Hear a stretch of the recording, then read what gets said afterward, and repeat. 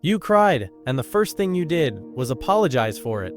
"I'm sorry, I don't know why I'm crying. I'm fine, ignore me," as if the tears were the problem, as if what was happening inside you needed to be managed before anyone had to witness it. And the person across from you probably said something reassuring, or looked slightly uncomfortable, or waited for you to pull it together so the conversation could continue. And you wiped your eyes, you steadied your voice, you pushed it back down, and somewhere in the pushing you felt something that had nothing to do with whatever made you cry. Shame, the specific shame of someone who has been told in ways both direct and quiet that their tears are too much, that their feelings arrive too fast, too visibly, too inconveniently for the rooms they are in. This video is not about teaching you to cry less. It is about explaining why you cry at all and why everything you were taught about what that means was wrong. There is something you have probably told yourself more times than you can count. "I don't even know why I'm crying." And you said it like a confession, like proof that something inside you was out of order. But here is the truth. You always know why. Maybe not in words. Maybe not in a clean sentence. You could explain to someone else. But somewhere underneath the tears, there is always a reason. A conversation that made you feel small, and you smiled through it anyway. A moment where you needed something and didn't ask. A day that asked too much of you, and you gave it because that is what you do. You don't cry for no reason. You cry because you have been holding something heavy for a very long time, and your body finally put it down. The tears are not the problem arriving. The tears are the problem leaving. And the moment you stop treating them like an embarrassment and start treating them like a release, everything about the experience changes. You are not falling apart. You are finally letting something go that was never meant to be carried this long. Some people move through the world and things bounce off them. A hard conversation ends and they are fine by dinner. A difficult day closes and they sleep without carrying it. Someone shares their pain and they feel sympathy, but from a comfortable distance. And then there are people like you. Things don't bounce off you. They come in. You feel the shift in a room before anyone speaks. You hear what someone meant underneath what they said. You carry a sad story for days, even if it wasn't yours. A stranger's kindness can undo you completely. And for a long time, you probably thought this was a flaw, that you were too open, too affected, too easily moved by things that didn't seem to move anyone else. But what if that is not a flaw at all? What if some people are simply built to feel more of the world than others, not because they are weak, but because they are paying closer attention? You notice what most people miss. You remember what most people forget. You stay with someone's pain long after the conversation ends because something in you refuses to let it go unwitnessed. That depth comes at a cost. By the end of a long day, it is not one thing that makes you cry. It is the weight of everything you quietly absorbed and never set down. Crying is not you being too much. It is you finally making room for yourself after spending all day making room for everything else. Nobody is born ashamed of their tears. Think about that for a moment. A baby cries and feels nothing wrong about it. No apology, no explanation. No, I don't know why I'm like this.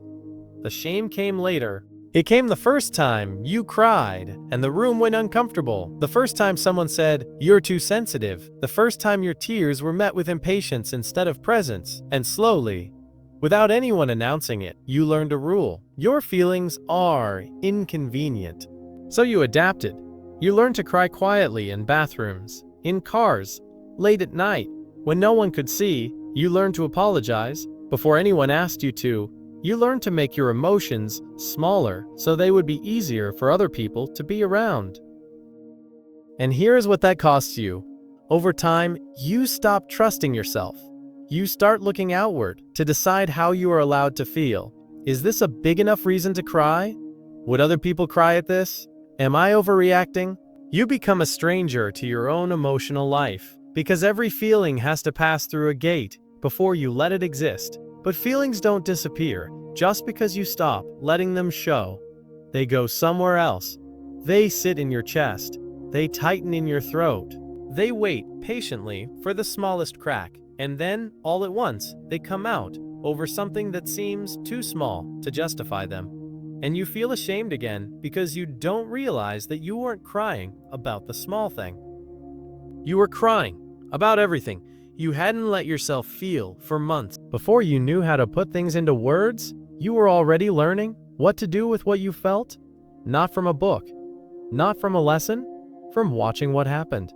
When you showed emotion in the house you grew up in, some of you grew up, where tears were met with arms, where feeling something hard meant someone came closer, not further away, and that taught you that your emotions were safe to have.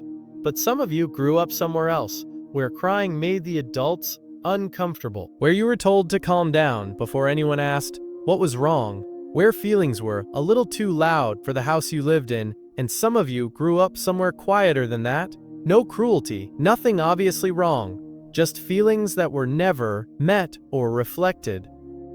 You weren't punished for feeling, you were just not guided through it.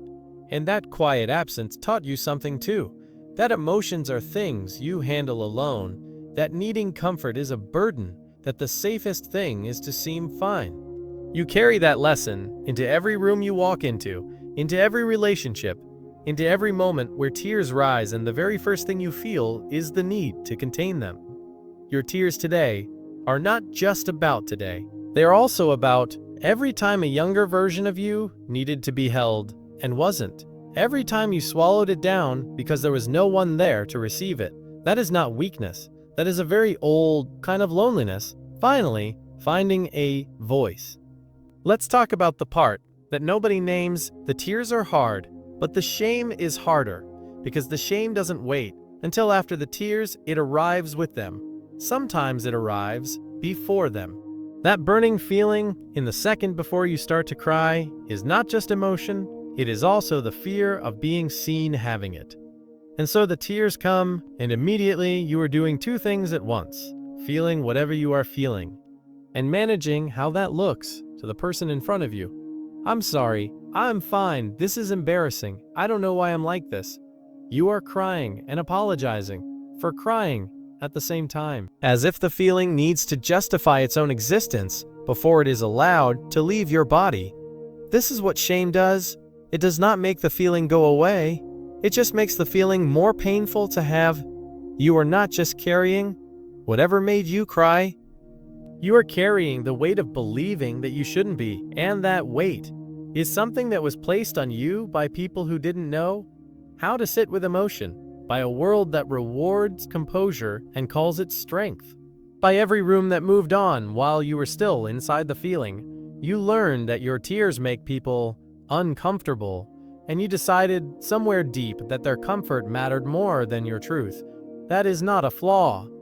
That is what happens when someone small tries to stay loved in a world that doesn't always know how to love them through the hard parts. Not every cry means the same thing. Sometimes you cry and afterward, you feel lighter, like something moved through you and came out the other side.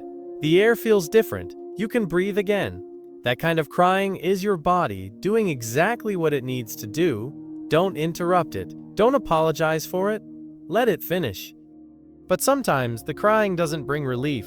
It is frequent and exhausting, and nothing ever shifts. You cry, and a few hours later, you are already back at the edge. That is not weakness either. That is your body telling you something in your life needs more attention than you have been giving it. A need you keep ignoring, a boundary you keep crossing for other people, a version of yourself you have been pushing past for so long that it no longer asks, it just breaks. The crying is not the problem. The crying is the only honest thing in a life that has been asking you to be dishonest about how much you are carrying. When you stop fighting the tears and start listening to them, they stop feeling like a loss of control. They start feeling like information. And information is something you can actually do something with. You are not a person who cries too much. You are a person who feels things all the way through, who never learned to half experience a moment, who couldn't make yourself care less. Even when caring cost you something, the world told you that was the problem. But the world was wrong. The problem was never that you felt too much. The problem was that you were never given a safe enough place to feel it. You deserved someone who sat with you in it, who didn't look away, who didn't check the time, who let you be undone for a moment, without making you feel like a burden for it. Maybe you didn't always get that, but you can give it yourself now. The next time the tears come, let them, not because it is easy, but because you have spent long enough apologizing for the most human thing about you. You don't need to be less. You never did.